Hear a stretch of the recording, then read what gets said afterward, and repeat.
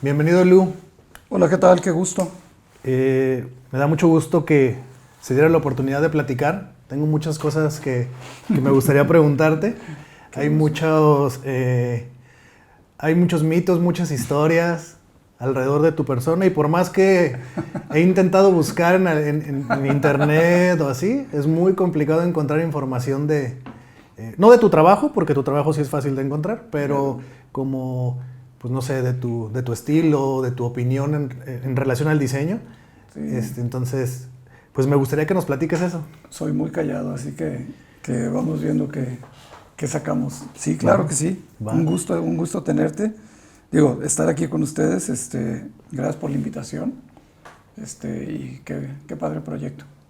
Gracias. Qué padre proyecto. Pues platícanos, Lu, para ti, ¿cómo fue tu acercamiento con el diseño? ¿O por qué fue que elegiste esta profesión?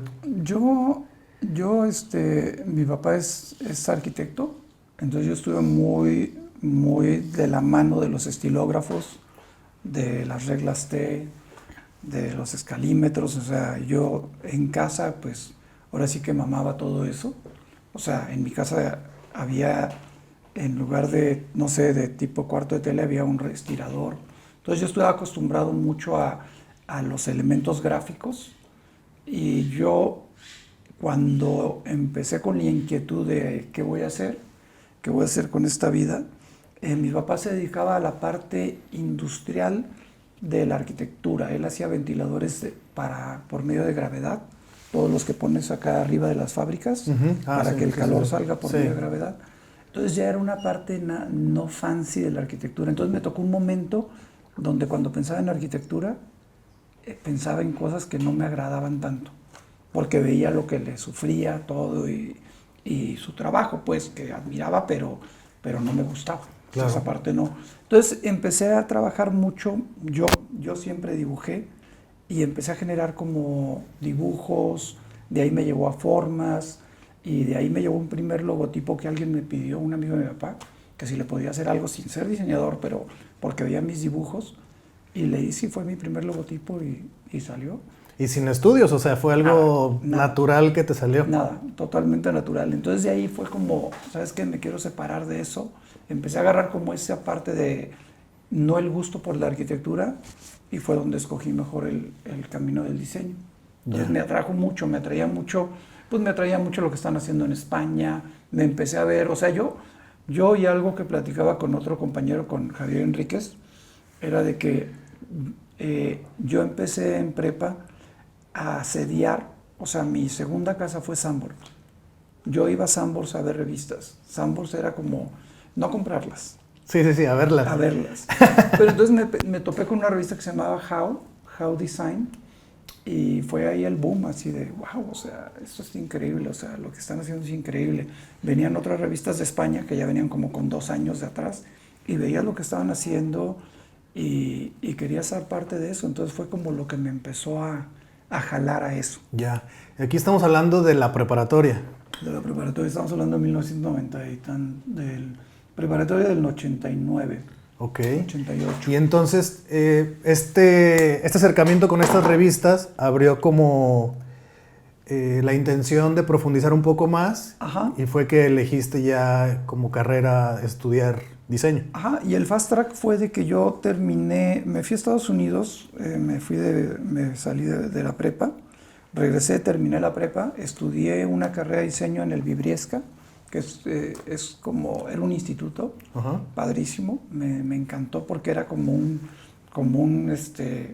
pues tal cual, como un gran masterclass, porque Vibriesca era una personalidad que le encantaba entregarse, y nos enseñó mucho diseño publicitario, y era como hacer layout un día, trabajar en aerógrafo otro día. Entonces fue un fast track de la carrera de diseño, y me gustó mucho. En ese momento no se me hizo atractiva. La UDG estaba por abrir, Autónoma no me interesaba, y eso todavía no la abrían, estaban por abrirla.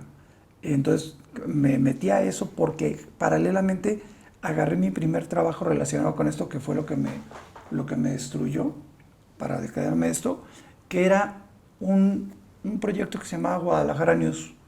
Guadalajara News era una revista en video. Antes los bares tenían teles, bueno, las siguen teniendo, Sí. pero a un amigo, un dueño de bares que conocí, le interesó mucho hacer un, ¿cómo se llama? Un programa donde tú ibas a grabar a los bares a la gente, o sea, tú te metías a una discoteca, grababas a la gente y luego hacías un video, armabas un programa con todas las escenas y lo montaban en los mismos bares. Entonces era una revista en video, Sí. era esa parte como tal cual una red social. Ajá. Entonces eso a mí me explotó porque fue meterme en el mundo del video, meterme en el mundo de la postproducción, tener rienda suelta porque no había leyes que reglamentaran, no puedes hacer esto, podíamos hacer lo que quisiéramos. Entonces gráficamente ahí me solté con ese proyecto.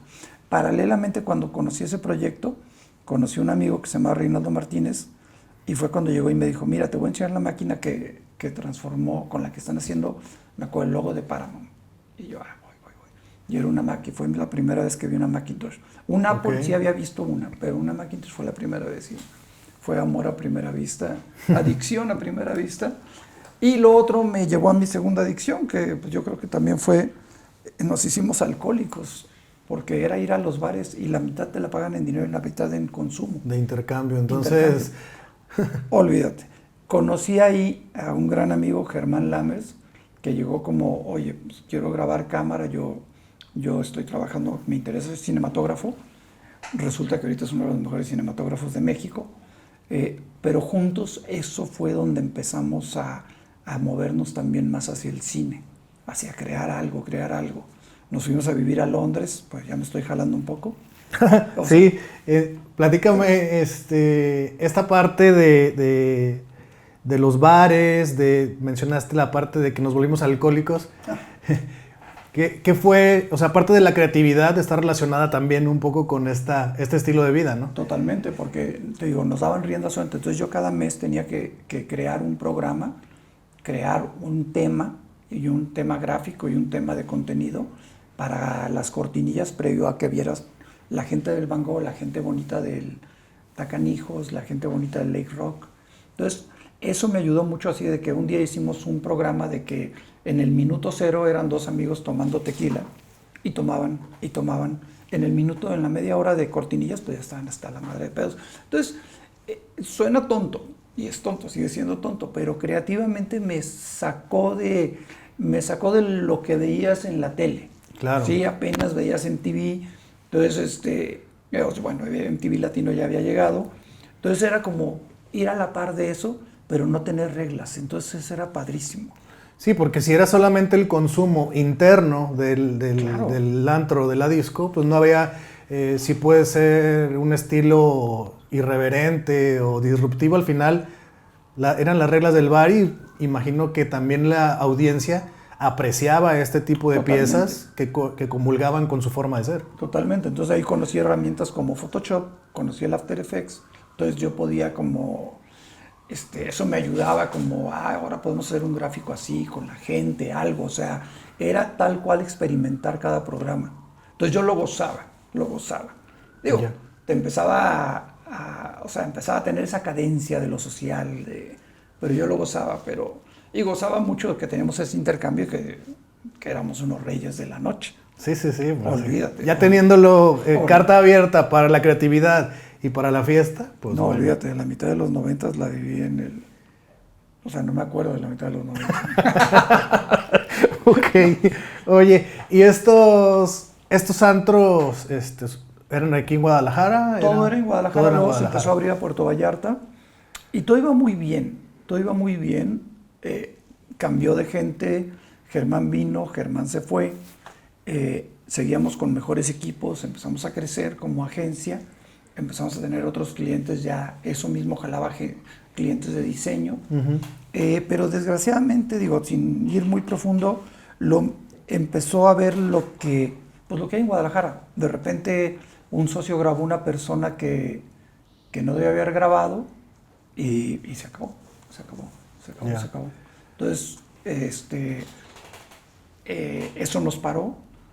Luego lo quisimos retomar en un futuro y ya era como hacer algo que no tenía como Ya había perdido su esencia. Totalmente. Ya había reglas, ya había leyes, ya no. Ya había leyes y ya te hacías viejo como haciendo eso, ¿no? Y sí cansa mucho la noche, ¿no? La noche y estar viendo a la gente culturalmente. Entonces empecé a agarrar esa fobia por la gente. Yo creo que eso me dio esa fobia por la gente. Ya, ok. También esta parte, o sea, me hace sentido la parte de que dices, ya no me gusta estar conviviendo con la gente porque te percibes una personalidad como tímida o reservada, pero es porque te acabaste en esos años toda tu parte social. Yo creo que sí, pero sí soy una persona, créelo, soy una persona tímida, no me gusta mucho socializar, pero pues estamos en un trabajo que lo requiere. O sea, cuando es necesario lo hago, pero entre menos lo hago, estoy Mejor. muy bien. O sea, trabajo en mi grupo de gente, con mi grupo de gente, y es curioso, o sea, como agencia de diseño, pues trabajas solo, trabajas con otro grupo de diseñadores como director de arte, pero cuando trabajo como diseñador de producción en películas, pues llegas a trabajar con un equipo de 40 gentes. Sí. Entonces, o sea, no es simplemente cuando es tu equipo, es como un perro, o sea, te hueles la cola y ya eres tu amigo. Pero estar oliendo colas no es lo tuyo. Sí, no es lo mío. Ya. Oye, y esta parte de hacer estos proyectos audiovisuales para los antros, ¿en qué momento ya llega que brincas a trabajar en las agencias o cómo es que llegas a las agencias? Haz de cuenta, pasaron cosas padres, o sea, cuando hice eso de la agencia con la que trabajaba, o sea, la agencia que hacía este programa se llamaba Metro, pero luego dijimos, vamos haciendo una área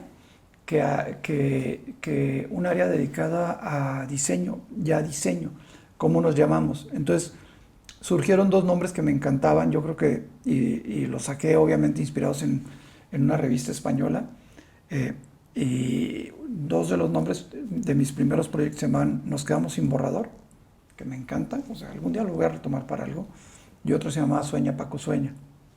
Igualmente me alucina esos, teníamos tarjetas muy padres, me encantaba todo eso. Luego de ahí yo me voy a Londres, me quedo en Londres un poco más de un año, regreso de Londres, empiezo ya a trabajar. En Londres empiezo a hacer algo de trabajo de diseño y producción y regreso para adentrarme ya más a diseño ya como agencia.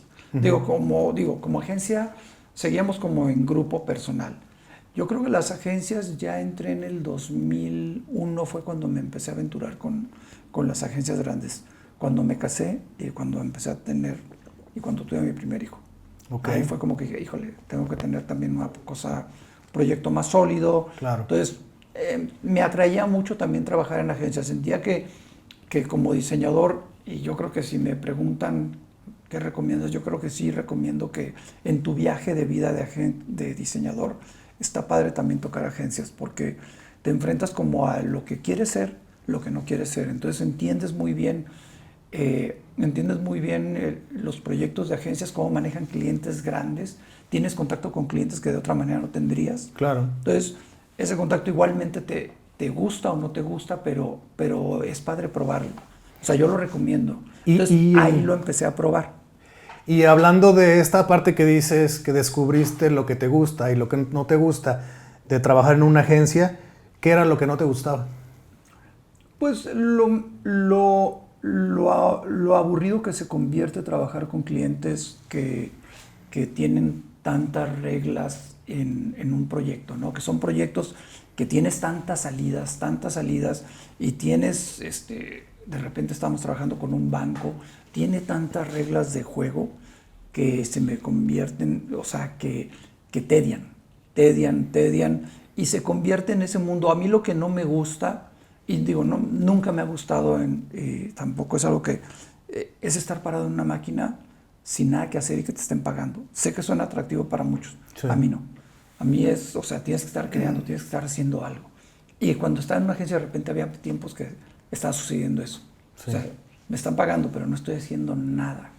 Y que luego también el proceso de trabajar es, tienes que estar aquí las 8 horas, aunque no tengas nada que hacer, y como cobras el cheque, sentado. Claro, pero eso siempre traté de manejarlo como yo ya tenía cierto, para cuando llegamos a este momento, ya se estaba gestando lo que iba a ser Fantasma, yo ya tenía como mi espacio de agencia, como mi espacio artístico. Entonces siempre lo manejé así. Okay. Entonces, las negociaciones que hice con las agencias que trabajé fue, yo trabajo contigo tantas horas y tantas horas yo tengo mi estudio.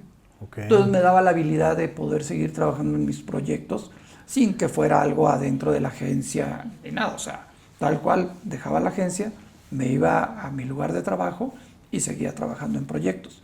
Estos proyectos luego se convirtió en Fantasma. O sea, curricularmente, Fantasma tiene en la línea de tiempo, yo sigo trabajando Fantasma cuando estoy trabajando en agencias.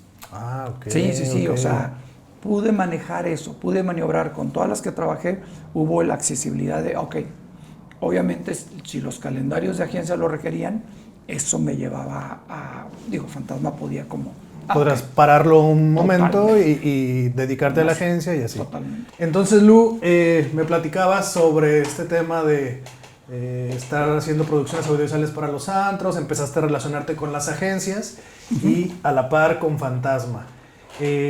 ¿Cómo fue esta experiencia con KP o con 2Motion? Yo seguía gestando, haz de cuenta que yo como independiente empecé a gestar como una estética de diseño, o sea, que gustaba, atraía a lugares, pero a mí no me atraían los lugares.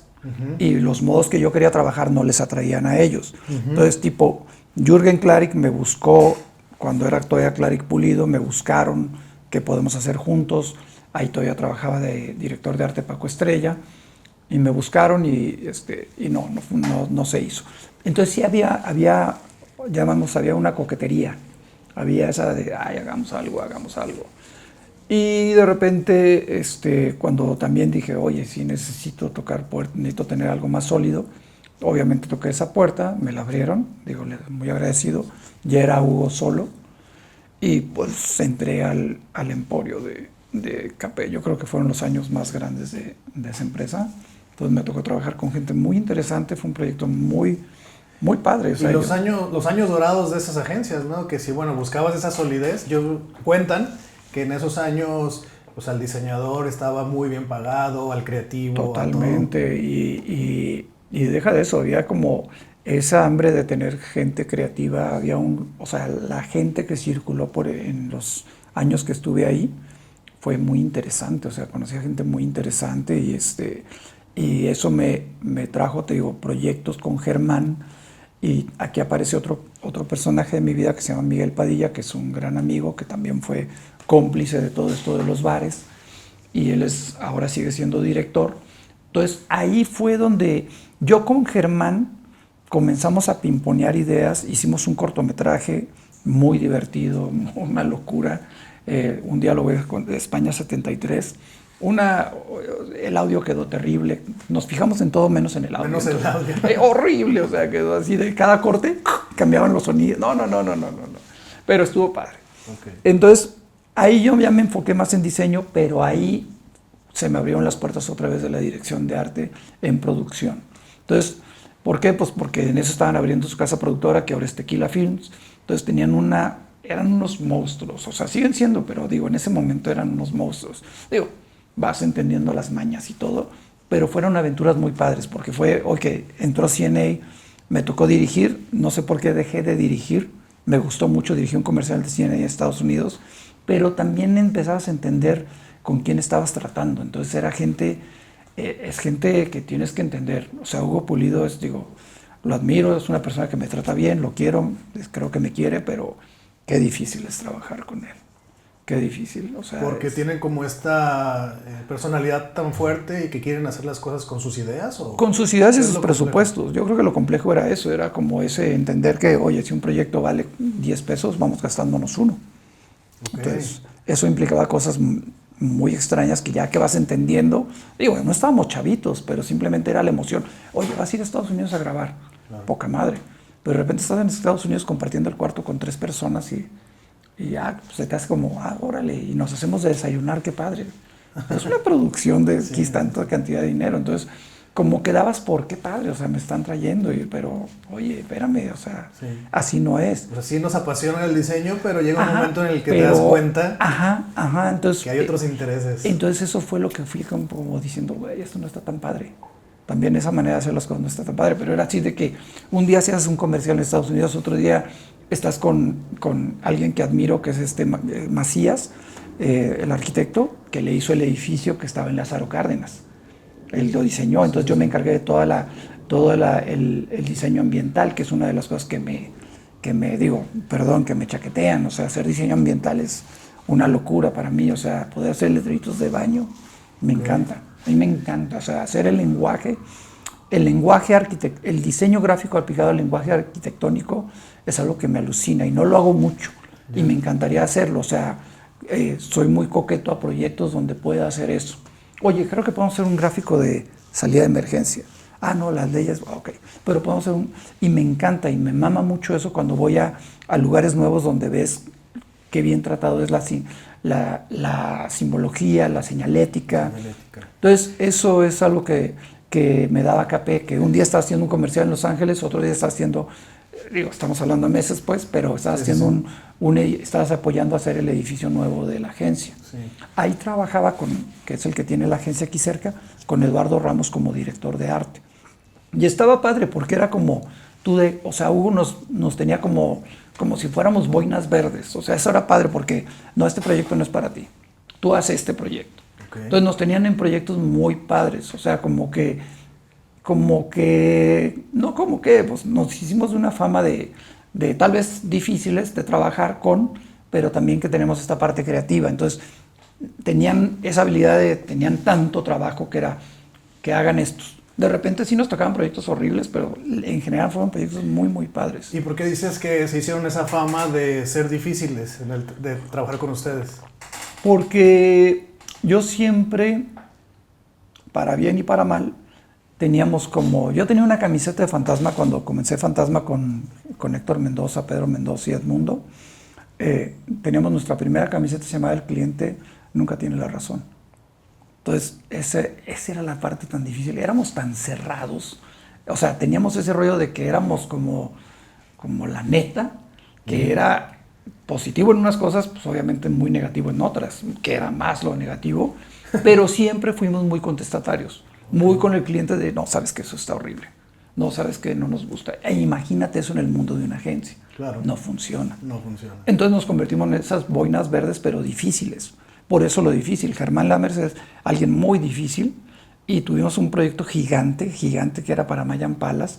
Hicimos producción en Cancún, o sea, todo en 35 en película. Fue un proyecto gigante para ese entonces. Para esa agencia fue un proyecto grande con Juan Castillero y lo hicimos de tal manera que el cliente lo vio como, dijo que estaba muy sexualizado, o sea, lo dio el proyecto, ya revelado, editado. Estás hablando de corrección en color en Estados Unidos, o sea, fue una locura. Pero esas éramos Germán y yo. Okay. Así éramos. No que hiciéramos locuras, pero sí era como esa parte de, suéltense, hagan esto. Sí, pues bueno, lo que yo ubicaba del proyecto o de tus proyectos es que por lo regular son muy disruptivos o experimentales, o sea que te gusta eso. Y justo algo que lo quería que me platicaras, ¿cómo hacerlo en Fantasma que aceptaran estas ideas, ¿no? Que en ocasiones puede ser que el cliente diga, pues tú dices que está padre, pero se me hace muy arriesgado o muy sexualizado. Ajá, creo que nos hicimos de esa hombría, de ese valentones, porque tenías el apoyo de la agencia. Entonces Fantasma te daba ese lugar para experimentar. Me daba para empezar a hacer esas invitaciones de fiestas electrónicas. Que el otro día Rodo Morfín me dijo que tiene una de las originales, que yo no las tengo, pero a mí me alucinaba. O sea, me alucinaba meterme a estos rollos. O sea, ¿quién me va a entender? Pues vamos haciendo fiestas electrónicas. Y era alucinante, porque era un momento de la electrónica muy fregón. La electrónica y el diseño. Sí. Allí empezaba a saber un poco, creo que no sé si estoy en las líneas de tiempo, a ver el trabajo de Attic, de de los de Attic que era como que revolucionaron el diseño. Entonces yo era como, wow, o sea, podemos hacer esto. Digo, un poco para que entender un poco para los que están escuchando, los que tengan el tiempo para escucharme. O sea, a mí yo me enteré en Europa que el Photoshop tenía layers. Me dijeron, oye, ¿qué crees? Ya tiene layers esta versión. Jorge Quintero me dijo. Y él, no manches, layers, ¿cómo es posible? ¿Cómo funcionan? Claro. Éramos de esa generación. Sí, sí, sí. O sea, Photoshop tú trabajabas con diferentes imágenes y tenía un sistema que iba traslapándolos, ¿sí? Pero no tenías layers, simplemente trabajas en diferentes artes y los iba traslapando.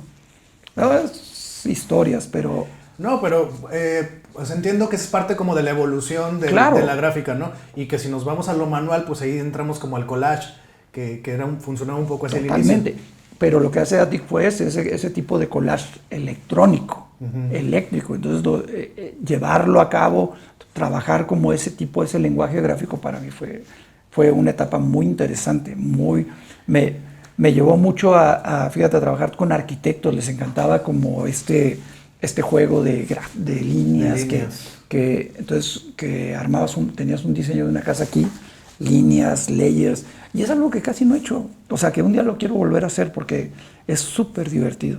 Oye, y en el trato con el cliente, ¿cómo es? Tú presentas un proyecto y es en esta personalidad que describes, este es el logo, ahí está, y no hay cambios.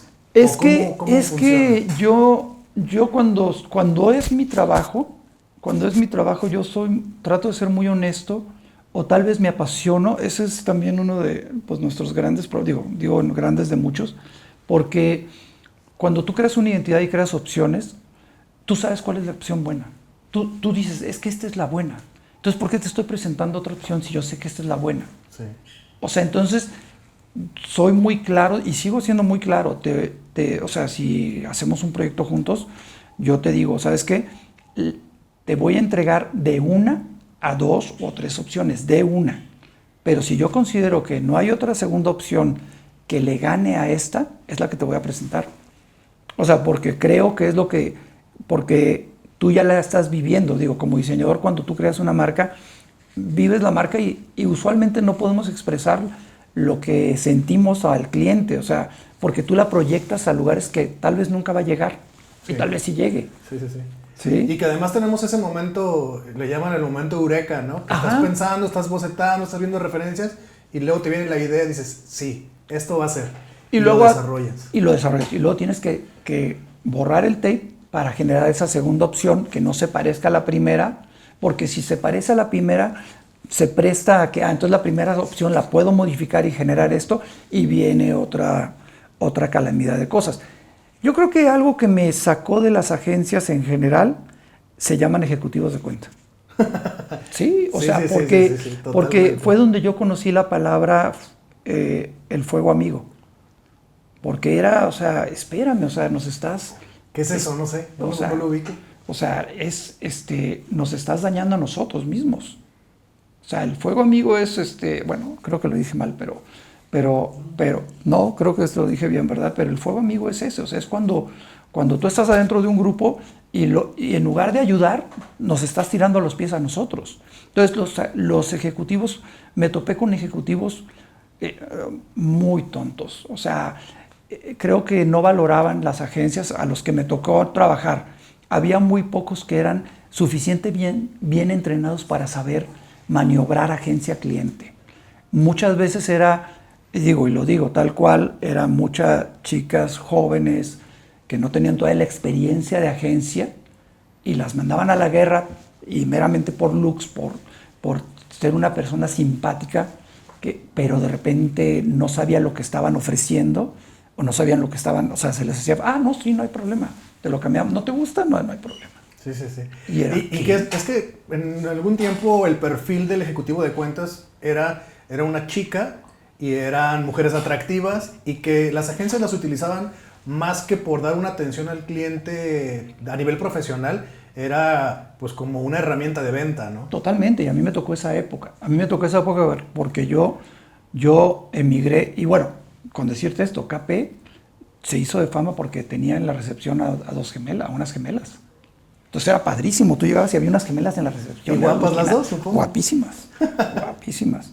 Entonces, eso me llevó, hablando de gente joven, de muchachas, a otro proyecto que se llamaba Catalog, ya no se llama así, que es Thinking Group.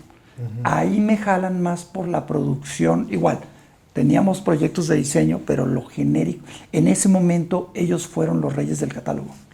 Surgió esto que era la venta por catálogo.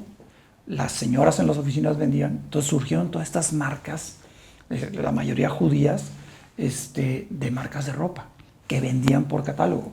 Ahí fue donde, o sea, todas estas las manejaba, si no me acuerdo, una imprenta que se llama Zafiro, no me acuerdo ahorita el nombre, pero Catalog empezó con gente que era de esta imprenta, armaron esta agencia y se empezaron a hacer los reyes del catálogo. Sí, sí recuerdo esos tiempos. Entonces esos tiempos, ahí volví con el tema de hacer lo que yo quisiera.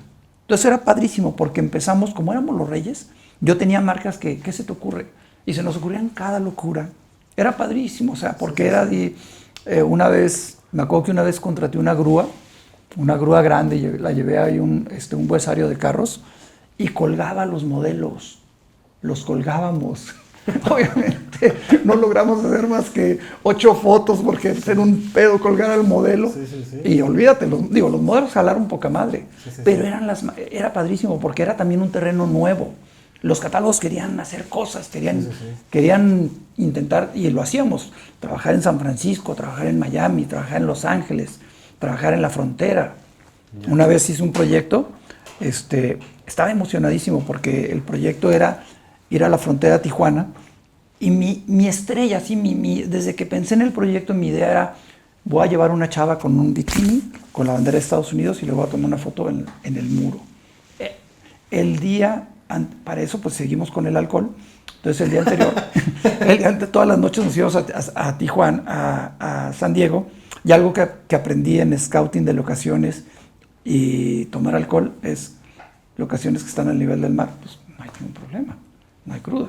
Entonces, íbamos, eran unas borracheras cada noche, y el día anterior agarramos una borrachera y el fotógrafo la agarró de más y se descompuso, no jaló ese día. Esa famosa foto que quería, que ya había soñado y todo, la tuvo que tomar su asistente. Que digo, la admiro, es una fotógrafa ahorita muy buena, pero en ese entonces pues no tenía el ojo, el expertise, el callo que tenía este güey. Y pero era eso, o sea, jugabas a eso. Y creo que ese es el mundo ideal para ciertos diseñadores que tienen como esta pasión como tú, pero luego que también termina siendo el miedo, ¿no? Algunos. Totalmente. Cuando te dicen, ok, confío en ti, aquí está todo el presupuesto, lógralo. Porque estamos acostumbrados al, oye, no, es mucho presupuesto, bájale aquí, córtale acá, y que dices, bueno, pues vamos a ver qué sale con este presupuesto. Pero cuando es el presupuesto ideal y no tienes pretextos para fallar. Totalmente, es que aquí entrabas a un producto nuevo, a una línea de costos nuevo. O sea, no era como costear una identidad o costear un comercial de televisión, era costear una campaña que tampoco era una campaña de moda porque era catálogo. Sí. Entonces, de repente eran 30 fotos, digo, ahorita ya son monstruos de 100 fotos al día y equipos de trabajo diferentes, pero en ese entonces eran, digo, tampoco con redes emergiendo las redes apenas, eran 30 fotos al día, 20 y tantos al día, entonces era nuevo, o sea, entonces esta agencia se especializó en eso, tenían un estudio para todas las fotos de producto, entonces ellos te resolvían todo, sí. Entonces estaba padrísimo. Sí, o sea, pues ya tenían ahí todo concentrado en ese búnker para resolverlo. Totalmente, era muy padre, y yo ya con el expertise, o bueno, la experiencia que ya traía de trabajar en dirección de arte, en diseño de producción con gente y producción, pues ahí sí, te digo, en equipos de trabajo muy bien. O sea, entonces me rodeaba de gente muy padre. Me imagino que de ahí viene el siguiente paso, que es Andrebadi. Sí, un día estábamos ahí en la oficina en Catalog y de repente me dice uno de los socios, oye, necesito que vengas a ver este proyecto. Entonces yo, acostumbrados a nuestros catálogos así de talla padre, pero hasta aquí. Sí. De repente me llegó un proyecto fotografiado en Milán y en Venecia, o sea, espectacular, así, modelos espectacular, terminados de catálogo, o sea, el terminado, pasta dura, o sea, dices, wow, qué proyecto. Es un cuate de Atotonilco, Andrebadi, y y pues quiere trabajar con nosotros de alguna manera. Entonces, para no hacer el cuento largo, André Badi dice, no, quiero trabajar contigo. Y pararín pararán, digo, con un poco cómo fui dejando Catalog, fue por eso André Badi, empecé como el primer proyecto de André Badi lo hice bajo Catalog, o sea, mi sueldo lo pagó Catalog, o sea, más bien le dieron el dinero a Catalog y ya, lo que siguió pues ya fue, ¿sabes qué? No, pues mejor André Badi. Se hizo un proyecto de 13 años y fue una gran aventura. El siguiente proyecto lo hicimos en Londres, o sea, pues Londres es como mi segunda casa, pues, intento que sea mi segunda casa, pero me encanta. Y lo hicimos ahí, entonces fue espectacular. O sea, estaba haciendo, o sea, de repente de estos catálogos que hacía, que me divierto mucho y los quiero mucho, pero de repente estaba en Londres con otro nivel de modelos, otro nivel de producción, y se hizo un equipo muy padre, muy, muy padre. Y duramos 13 años, y fue una gran aventura, porque pichar un proyecto de André Badi se convirtió en, ¿sabes qué? Traemos esta colección donde funciona mejor, ¿sabes qué? Esto se vería muy bien en la Plaza Roja. Corte A, estamos tomando vodka en la Plaza Roja. Esto se ve muy bien en Arabia Saudita. Corte A, estábamos tomando vodka en Arabia Saudita. Okay. Entonces, era alucinante. O sea, el segundo proyecto que hice con ellos, tuve que viajar 3 veces. Lo hicimos en Helsinki y en República Checa. O sea, se partió en 2 países totalmente diferentes para contar un cuento que el fotógrafo nos platicó, nos encantó y lo llevamos a cabo. O sea, tratar de darle historia a cada proyecto. Los proyectos terminaban en libros de pasta dura con barniz a registro, con 2 tintas extras, o sea, usualmente metálicas. O sea, era una belleza de proyecto, una belleza, un lujo. Sí, totalmente. Porque, digo, a mí nunca me ha tocado trabajar un proyecto así, porque siempre me ha tocado no, es que una tinta extra, no, es que la modelo. ¿Y cuánto va a costar el viaje? De repente estabas en un mundo de que estábamos en República Checa y nos llega una modelo que habíamos casteado, que viajó de Helsinki. ¿Sabes qué? No, digo, a mí, bueno, yo no dije eso. El cliente dijo, no me gusta. No, pues ni modo que se va a su hotel. O sea, la viajamos, o sea, eran unos gastos. Era una manera de producir, digo, padrísima. Yo creo que el proyecto más grande que tuvimos fue en Berlín. Ahí estuvimos, hice 2 viajes, estuvimos casi un mes, con los 2 viajes, 3 semanas. Tenía un equipo de diseño de arte, hicimos props, estuvo increíble ese proyecto y era donde quisiéramos en Berlín. Y el reto o cómo te pasó el tratar de que cada catálogo fuera mejor que el anterior. Ese reto me imagino que era permanente. Totalmente. Ahí hay algo muy padre que el fotógrafo le enseñó al dueño y que a mí me lo enseñó Germán. Germán me invitó a que yo hiciera los carteles y las entradas en After Effects. Yo tuve un tiempo en que era muy bueno en After Effects y me hablaban mucho por el After Effects. Me encantan los gráficos en movimiento, me encantan. Luego ya cuando llegó el 3D y todo, dije, ¿sabes qué? Me tengo que enfocar en algo. Esto me va a llevar a otro mundo. Entonces, pero sí me llevó a España. Hice las intros de una serie y viajando con el director, que luego fue el director del Grupo Plural, viajando con él al set, que el set estaba en el Álamo. El Álamo en España es un lugar de producción cerca de Madrid. Él me comentó la historia de pues cómo el sol, la posición de la Tierra con el sol cambia según donde tú estés. O sea, nunca el sol que te da Guadalajara va a ser el sol que le da a Los Ángeles y nunca el sol que le da a Los Ángeles es el sol que le da a Noruega. Cada lugar tiene una colorimetría, tiene una paleta de color natural, porque es el sol que le da, es el ángulo del sol que tú tienes. Entonces, si quieres tomar una foto en Guadalajara aparentando que es París, es difícil, porque tiene una luz muy local. O sea, tú puedes tomar una foto sin producción, sin cámara, sin luces, nada más con la cámara, tomarla en Noruega, tomarla aquí, tomarla en Argentina, y las 3 van a ser totalmente diferentes, o sea, por la luz del sol. Entonces, eso mismo se lo contó el fotógrafo al dueño, porque dijo, oye, tomaron unas fotos en Tapalpa, que era una primera producción, dijo, esto no se ve, pues si quieres hacer eso, y eso fue el parteaguas. Entonces, cada catálogo imponía también cuál era la luminosidad, la luz del sol que le daba a cada lugar. Entonces nos encontramos, la mejor luz que he tenido de producción es Venecia. La luz de Venecia es alucinante, es un sueño, es como una luz pastel, increíble, o sea, el efecto es increíble. Y entonces eso hacía único cada uno de los proyectos. Y cada uno de los proyectos empezó a tener sus retos. Poco a poco se fue llenando de errores de producción, errores de la vida, y se empezó a apretar los presupuestos, la cantidad de fotografías, y pues creo yo, un mal manejo de la marca, un mal manejo de la calidad. En venta de catálogo, eso yo lo aprendí después, lo más importante es no puedes quedarle mal a un cliente, a una persona que te vende, porque tiene 8 catálogos más. Sí, claro. Si yo te vendo en mi oficina una camisa y esa camisa llega mal o no llega, te saco el de esta otra marca, Terra, no sé, y este otro no lo vuelvo a vender. Sí. Esos fueron los pecados mortales que llevaron a André Badia. Y que bueno, también a nivel macro la venta de catálogo ha bajado, ¿no? Ah, totalmente. Con la venta digital y bueno. Y con las eso, empresas, ¿no?, chinas ya adentro, llámales desde las suecas, H&M, pero Shein y todas estas, pues ha bajado fuertísimo. Y desgraciadamente se intentó emigrar también a tener venta en tienda y nunca se pudo, fíjate, pero padre, muy, muy padre. André Badia fue gran aprendizaje. Me acostumbré a André Badia, me siguió dando la oportunidad de seguir experimentando con Fantasma. Okay. Entonces fue como, tengo André Badia, es un proyecto fuertísimo, monetariamente estaba muy bien, y lo que estamos haciendo está increíble, entonces me da chance de seguir experimentando en Fantasma. Oye, ahora que mencionas Fantasma, yo tengo una duda.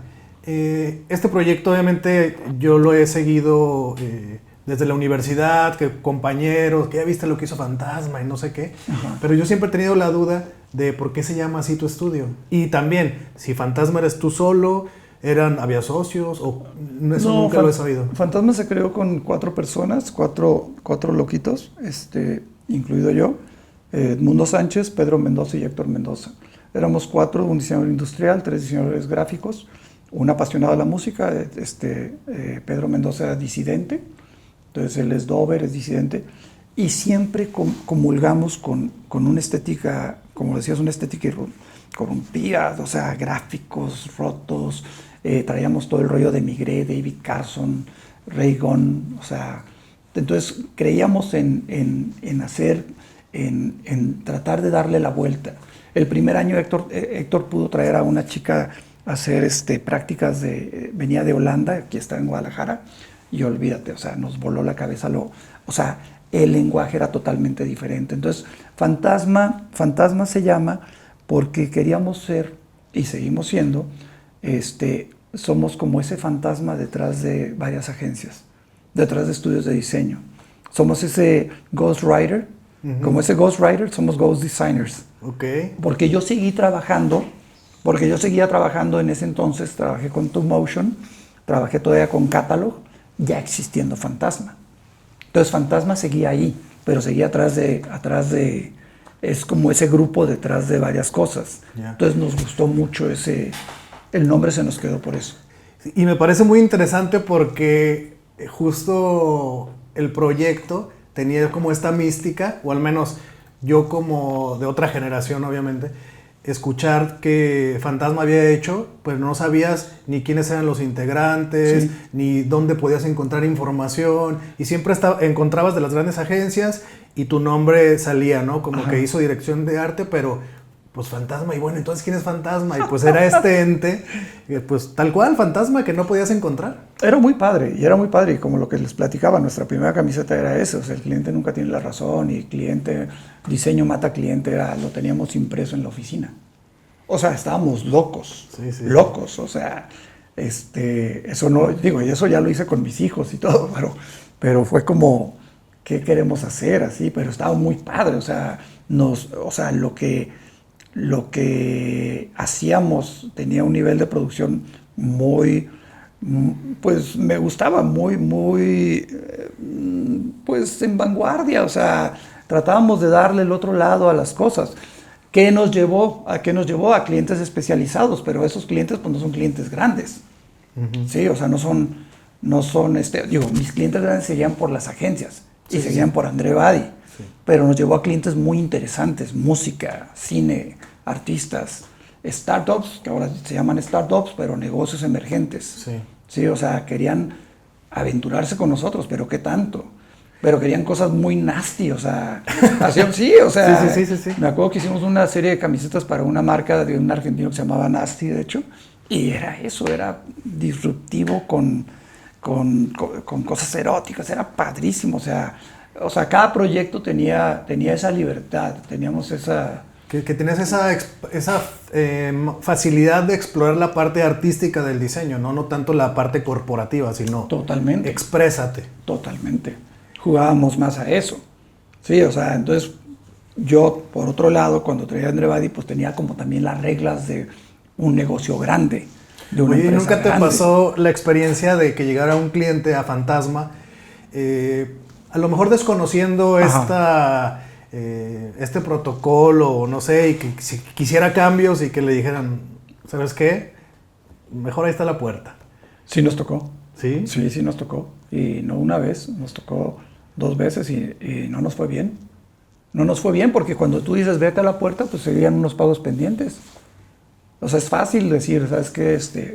No es lo que queremos y eso, pero es que era aprendizaje, la factura el contrato tiene que tener estas cláusulas, porque nos cargó la fregada con unos pagos.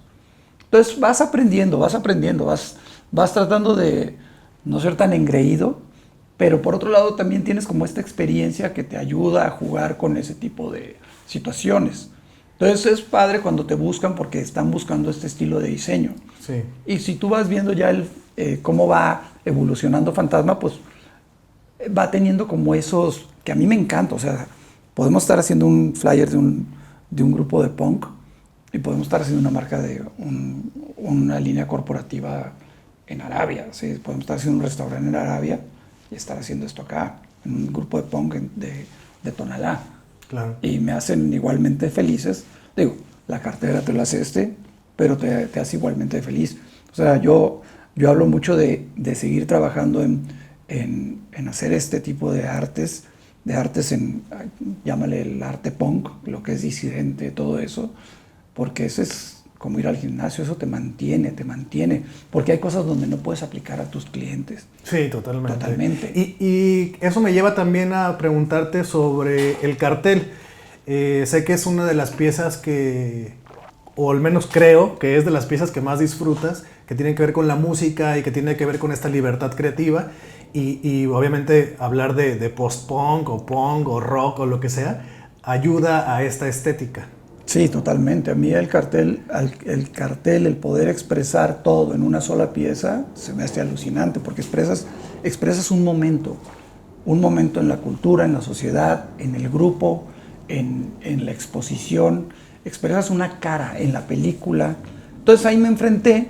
El cartel a mí me encanta. Yo ahorita estoy, gracias a Dios he podido estar trabajando ahorita de carteles para cine, carteles para eventos de arte, y carteles de música, presentaciones de discos, cosas así. Eso me mata. Ya. Y ahí fue cuando hay una invitación este gusto por el cartel es lo que te lleva a formar parte de Hematoma, o cómo es que caíste a Hematoma. A mí me invitaron a Hematoma, creo que fue Paco me invitó, Paco Estrella, Sergio González.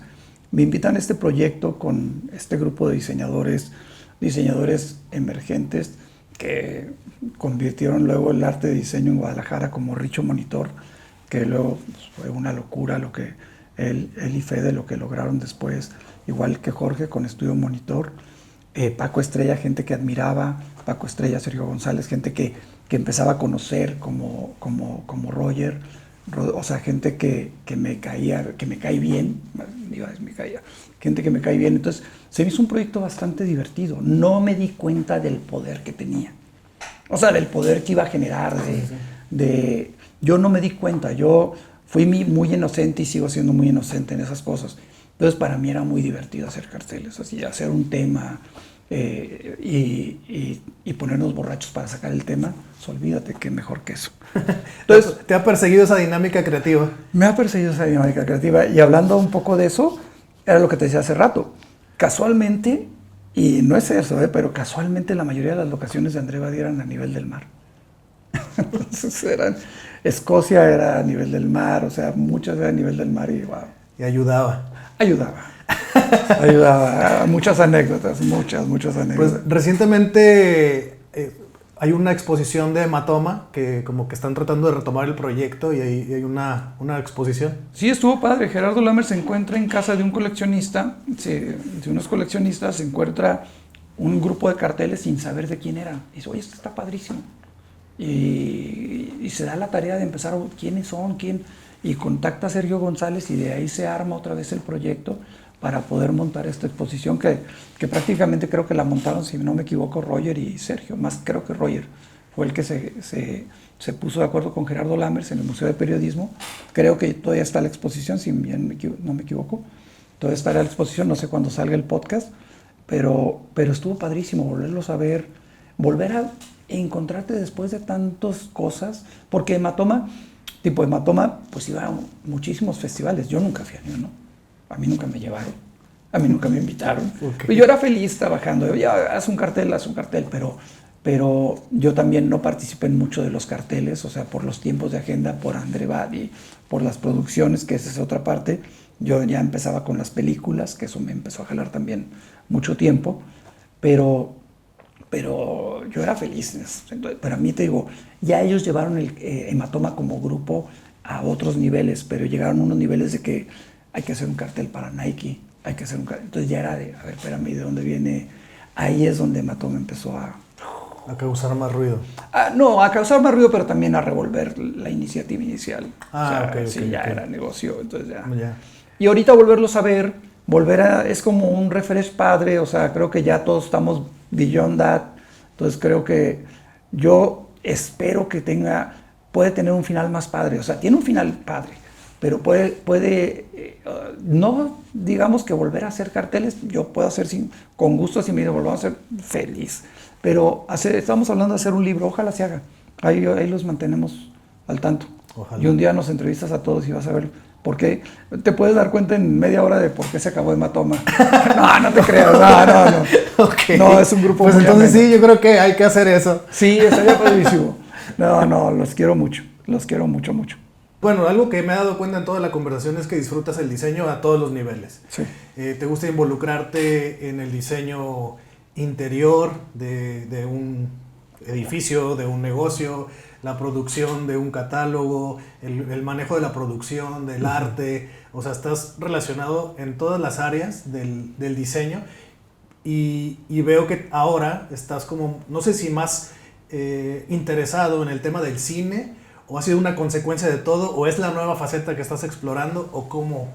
Todo ocurrió, bueno, hicimos ese cortometraje que está muy raro y me encantaría, Germán lo debe tener, que te digo, el que nunca apareció, pero en el 99 Germán y Gerardo se meten de lleno a un proyecto al que me invitan y que se llama El Aguacate, es un cortometraje, es una brutalidad de cortometraje, se gastaron, se endeudaron, a mí me dieron alas abiertas, pero fue como, vamos a hacer diseño de producción, pero como si hicieras una película de Yunan Caro, vamos a hacer Delicatese versión tapatía, en sucio, olvídate, será un sueño.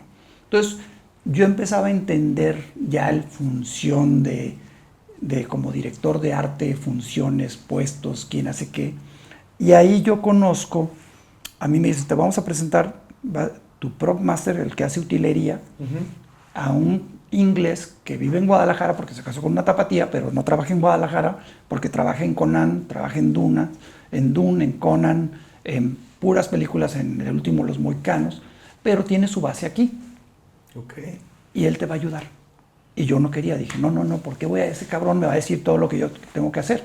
Ese me va a leccionar, se va a quedar con el proyecto, y yo quiero a alguien que yo pueda, no mangonear, pero que... Sí. Pues conocí a uno de mis mejores amigos de la vida, una persona que me tocó en la vida, Ron Nacido, fue un pilar o sea, me ayudó a entender el diseño de producción, las reglas, los puestos, toda la escuela con Ron, a precio de mucho vodka, que también no, lo agradezco.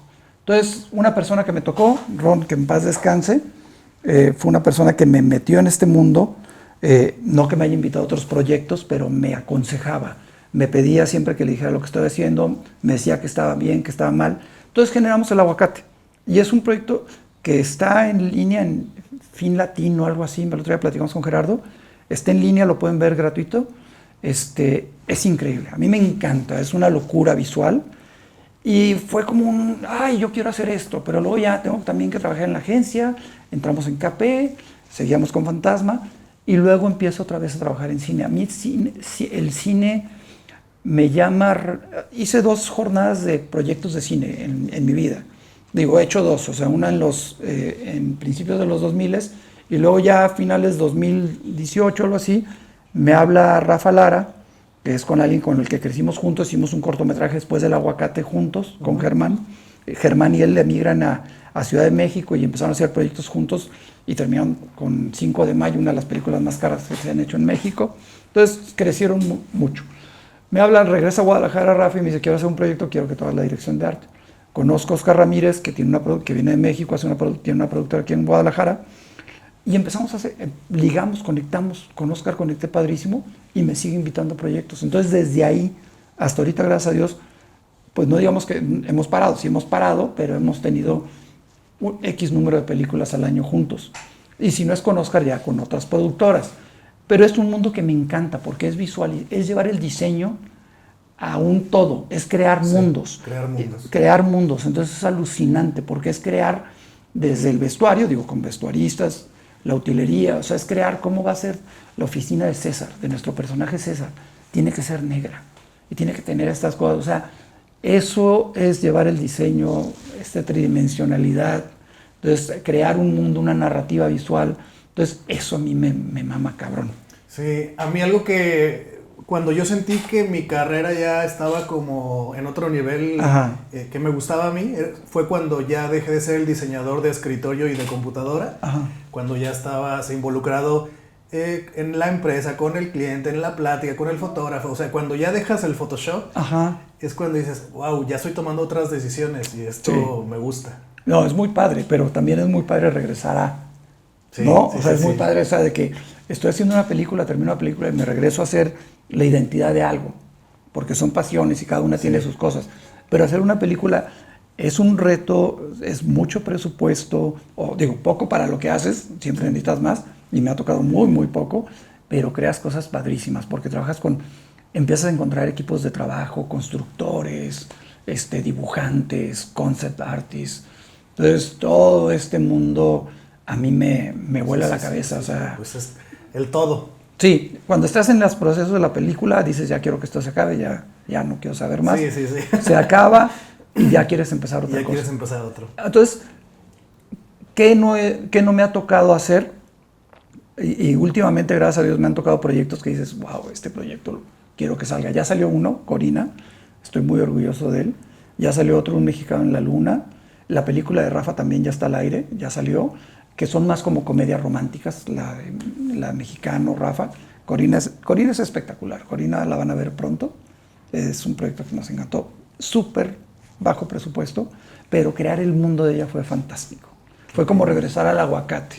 Y vienen proyectos muy padres, entonces hacer cine sí me ha jalado a otro nivel de diseño. Porque yo decía esto, porque empezamos a hacer diseño de arte, habíamos 2 personas en ese entonces y me brinco una tercera, perdón, pero éramos Jeffrey y yo. Entonces, Jeffrey tenía todo este mundo de Mango, de todo este mundo de Vértice, entonces tenía todas estas producciones y yo tenía las demás. Entonces ya de repente, pues obviamente, o sea, ya ahorita es una profesión, hay mucha gente muy talentosa, gente que me vuela la cabeza lo que hacen, pero nosotros somos como esos 2 dinosaurios que quedaron aquí. O sea, los pilares, yo creo que de los 90s, finales de los 90s, éramos Jeffrey y yo. Hacíamos mucho comercial, pero generalmente los comerciales eran horribles.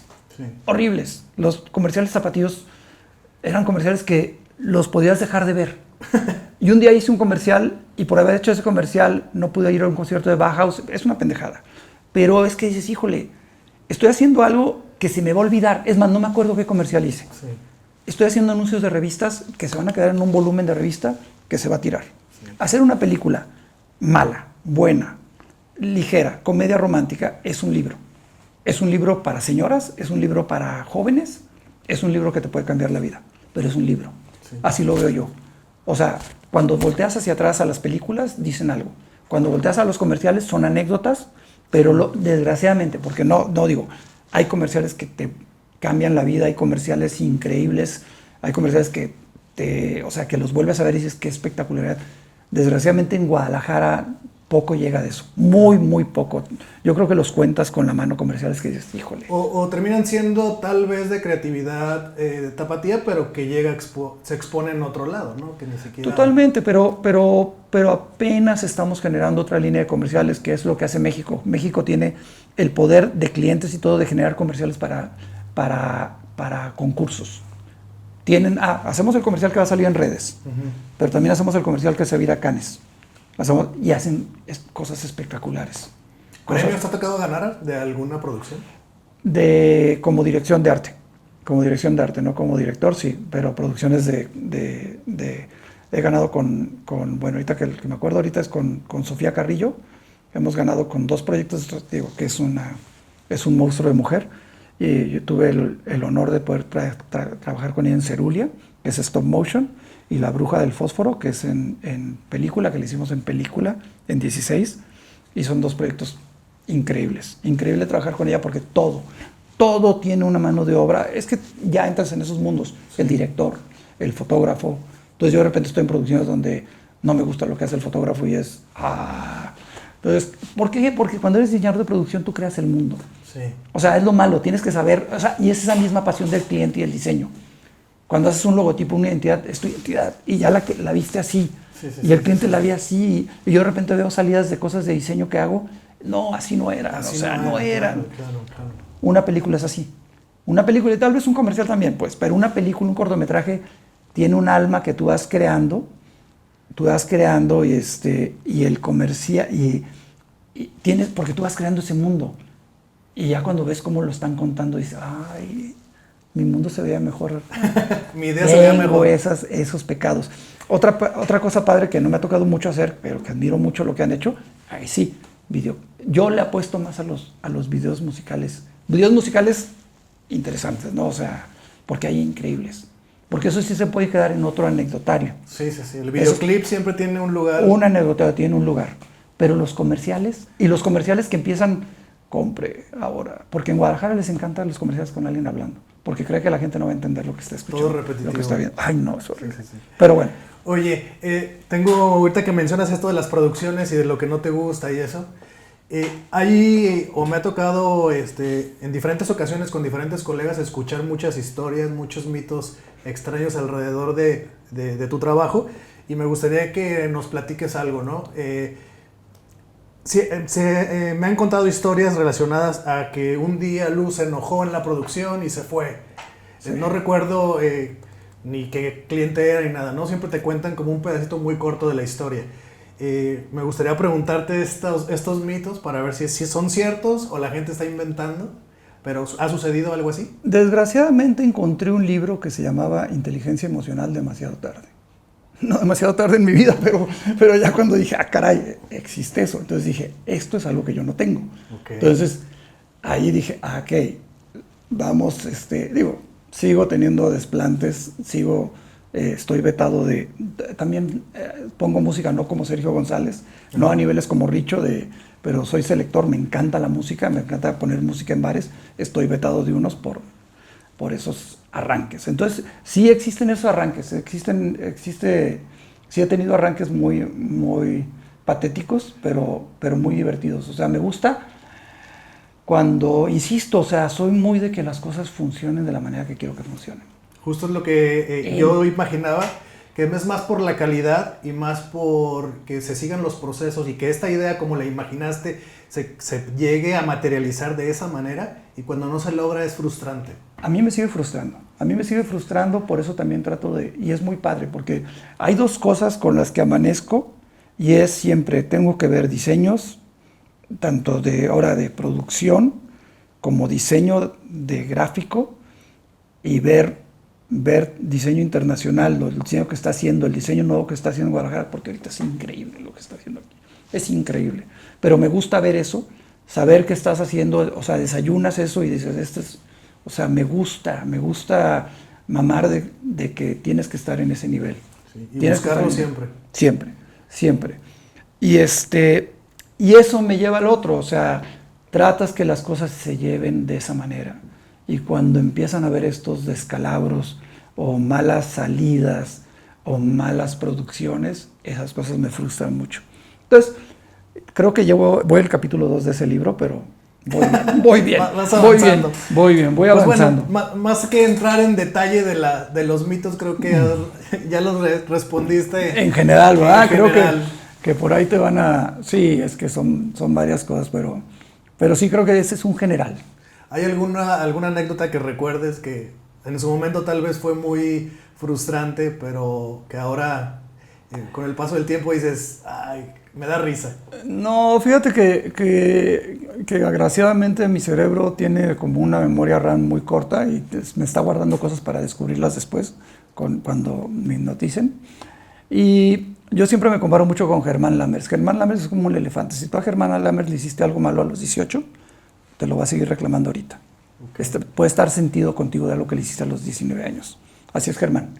Yo soy el contrario. Yo soy papa. Mi cerebro es un papilla. O sea, tú me pudiste haber hecho eso algo hace 5 años y... O sea, soy muy, muy cool en esas cosas. Entonces, las malas experiencias trato de guardarlas, de sacarlas para tratar de quedarme con lo bueno. Claro. Entonces sí tengo mucha experiencia mala, pero tengo mucha experiencia buena. No, creo que es muy divertido. Un detalle padre no sé, o sea, desgraciadamente tiene que ver con el alcohol y las fiestas.